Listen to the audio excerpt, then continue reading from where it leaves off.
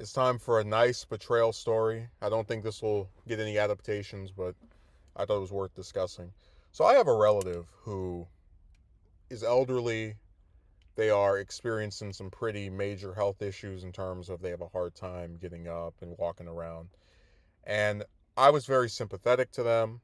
I would come over their place, if not every day, every other day, every 2 to 3 days. And on the days where I didn't come, I would call them to see how they were doing. And at one point, they acknowledged me as being one of the people that they saw more commonly than pretty much anyone else in their family. Around July, because sometimes this person will, while they're laying on their bed, pass out, fall asleep, or have the appearance of being asleep, right? You close your eyes, you're laying down. This person, this relative lays down, appears to be sleeping. I've got this other person I go to see as well, and I leave from their place. The next time I try to come over there, which is the following morning, because when this sequence was going on, I would go over. I don't have a fridge. I would go over to their place and put drinks in their fridge, and I could have a cold drink before I went to my job at the time. And I go to their place. I have a key to get in there, and I find the door is locked. They put a lock on. Well, they have a lock on their door that is separate from the actual door itself, like an inner lock inside the house to prevent someone who, let's say, has the key from being able to enter. And when I see this, I'm like, what the hell? And they come to the door and they say that they don't like my leadership, and they proceed to berate me for leaving without telling them that I was leaving, for assuming that they were sleeping when they appeared to be sleeping. They proceed to accuse me of filling up their sink with a bunch of water because I would do that for some reason. Oh, and also of stealing their chair because nobody else was there besides me and them. So who else could have done it?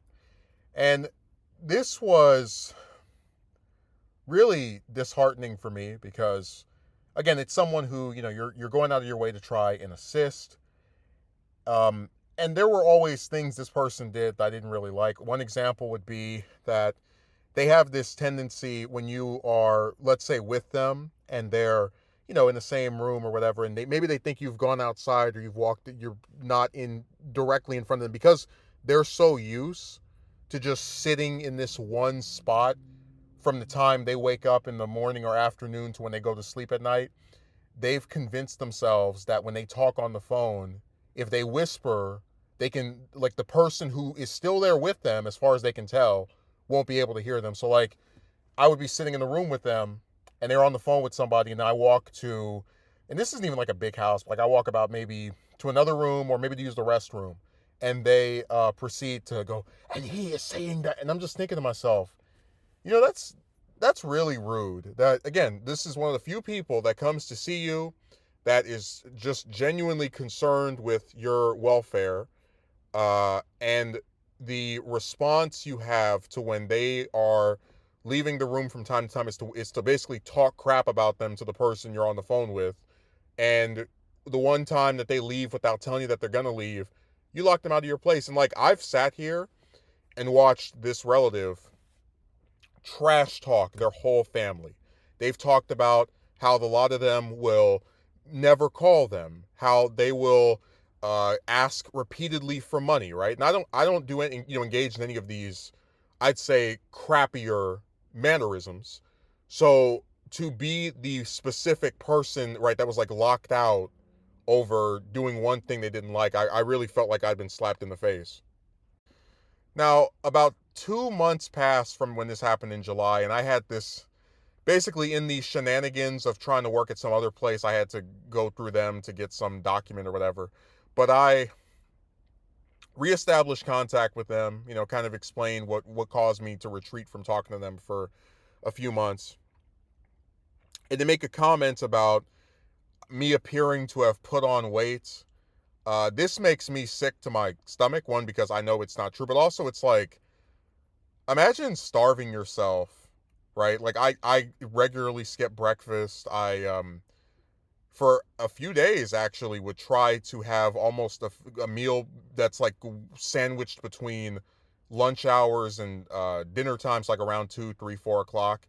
But it's like, again, imagine starving yourself, like just actively only eating once or twice a day, and someone who hasn't seen you in a few months is like, oh yeah, you look as if you're larger or have become fatter.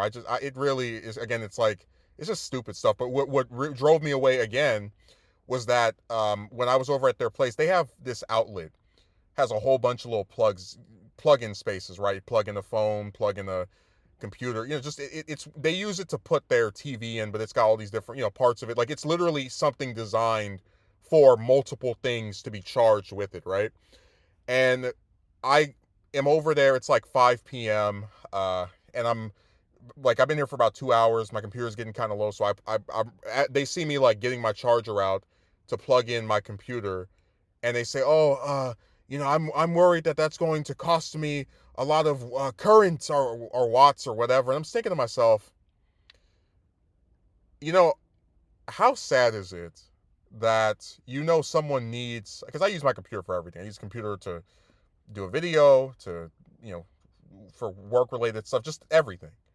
How crazy is it that that this person is gonna tell you that you charging your computer for probably 2 hours out of a 24-hour day, not even every day, because you haven't been over their place again in 2 months, that's gonna be this like big drain on them financially. And I just have to throw this in there because it again goes back to like the insanity.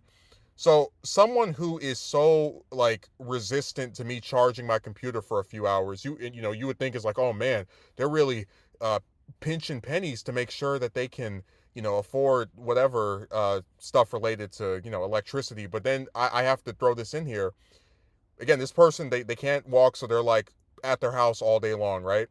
They play their TV nonstop, 24/7, from when they wake up to when they go to sleep.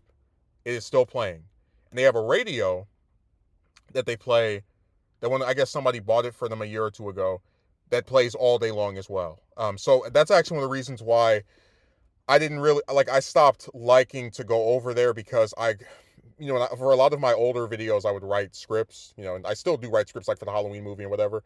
But it was hard to concentrate when you have them speaking, so usually on the phone with somebody, the TV playing, and the radio playing. You have these like three things all going off in the background, and I just didn't like it that much. But again, the point of bringing it up is to say, I can't imagine someone who's really concerned about their electricity bill increasing, and that's why they're resistant to me charging my computer for a few hours. If someone is truly concerned that about an electricity bill increasing, they're gonna have a TV and a radio playing all day long. But I was also pretty annoyed because due to my like circumstances, I have to charge stuff, at like public places, and most public places that let me charge, libraries, this one mall I go to, they tend to close around like not like either anywhere from 6 to 8 p.m. So at 5 p.m. being told you can't charge your stuff here, or kind of like getting that resistance from them, it made it to where I had to like rush over to one of these places and just like hope I had enough time to get over there before the place closed down, and to have, again, a few hours to make sure I got to charge everything. So that was like an extra headache added on. They called me twice, and after I didn't pick up the first time, they left me a very angry voicemail saying, "Oh, this is what you do. I won't call you ever again." They haven't called me since. But I guess it's really sad to think about, like trying to be there for someone, and you do maybe one thing they don't like, and they lock you out of their place, and then they can't understand why you're not talking to them anymore, and then you contemplate reestablishing contact with them, and when you are just trying to do something essential like charge your damn computer, they take issue with that. And it's just there's like a real running theme. I'm not going to get into all of it right now, but just like what we were talking about with the movie and the person that said they were going to record lines for me, there's like this running theme of these different people having something that they could do to assist you that essentially costs them nothing, and they're like, just it's crazy. I tried very hard to be understanding of them. I tried very hard to be attentive to them.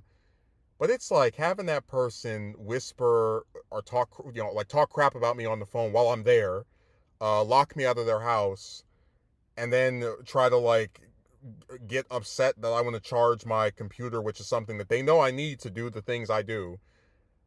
It just it's too it's I don't need it.